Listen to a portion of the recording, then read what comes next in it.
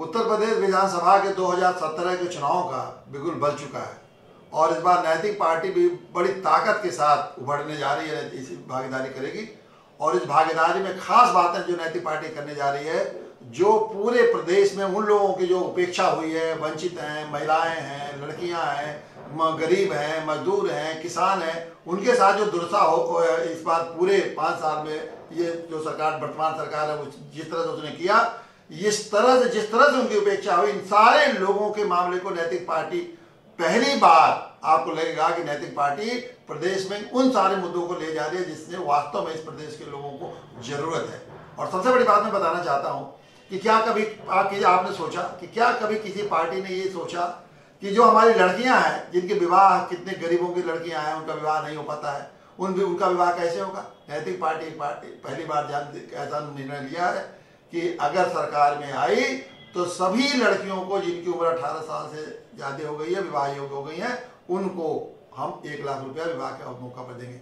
कोई जाति धर्म का भेद नहीं करेंगे, कोई अमीर गरीब का भेद नहीं करेंगे, बाकी सभी उन लड़कियों को जो विवाह योग्य हैं, 18 साल की उम्र करते करते उन्हें 1 लाख रुपया का हम विवाह के लिए खर्चे का व्यवस्था करेंगे। इसलिए नहीं कि विवाह खर्चे के लिए हमको कोई दान दे रहे हैं। ये चारों तरफ देश में चल रहा है। बेटी बचाओ कैसे बचेगी?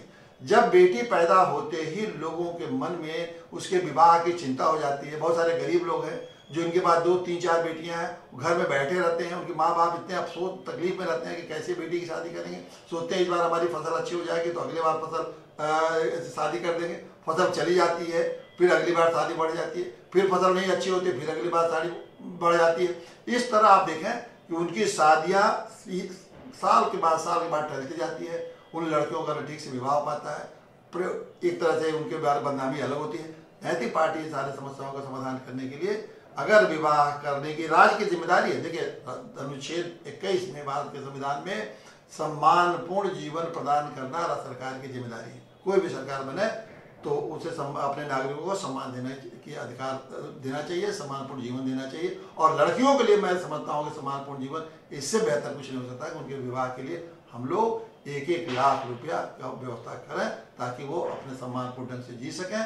और जब भी और लड़कियों के प्रति किसी की भी अवधारणा न हो कि उनको मारा जाए, उनके साथ अच्छा व्यवहार न किया जाए। दूसरी जो सबसे बड़ी बात हम लोग करने जा रहे हैं कि जो हमारी बहुत से गरीब महिलाएं हैं, गांव-गांव में मैं देखता हूं, मुझे बहुत तकलीफ होती है उनको देख के, इतनी पीड़ा होती है। प्रसव के समय जब वो गर्भवती होती है स्त्रियां, बेचारे गरीबी में रहती हैं, उनके पास ये नहीं है कि अपने को अच्छा खाना पीना, दूध पी लें, कुछ ऐसी चीज़ें खाएं जिससे कि जो पेट में बच्चा पल रहा है वो स्वस्थ हो।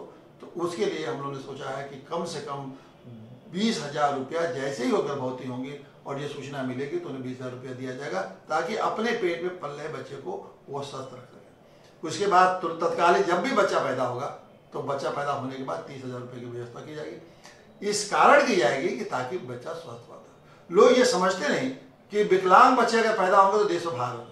अगर बच्चा पेट में अगर स्वस्थ नहीं है, अगर पैदा होने के टाइम ठीक स्वस्थ ढंग से पैदा नहीं होता है तो वो देश में भार बनेगा। अगर ऐसे बच्चों को आखिर में जब वो पैदा हो जाएंगे तो पूरी जिंदगी भर उनको आपको सहारा देने पड़े। इससे बेहतर है कि माँ के घर में जैसे हम हैं वैसे ही उनको हम स्वस्थ बनाने की कोशिश करें। जैसे जब बच्चा पैदा होने के समय हम स्वस्थ बनाने की कोशिश करें, इससे हमारी पूरी जो पीढ़ी है आने वाले समय में वो एक स्वस्थ बच्चे पैदा होंगे। और स्वस्थ बच्चे किसी भी ऐसे देश को जो तरक्की कर रहा हो उसको स्वस्थ लोग चाहिए, तभी वो देश तरक्की कर सकता है। तो इस तरह महिलाओं के लिए हम लोगों ने विशेष और लड़कियों के लिए विशेष नैतिक पार्टी इस बार जो आने वाले 2017 चुनाव में हम लोग जनता के सामने ले जाएंगे इन बातों को लेके। और अगर जनता इसको स्वीकार करती है कम से कम इन बातों पे, तो वो निश्चित रूप से हमारे साथ आएगी। ये तो रहा महिलाओं के लिए। अब इसके बाद हम एक के बाद और दूसरे जो हमारे मुद्दे हैं उस पर हम फिर चर्चा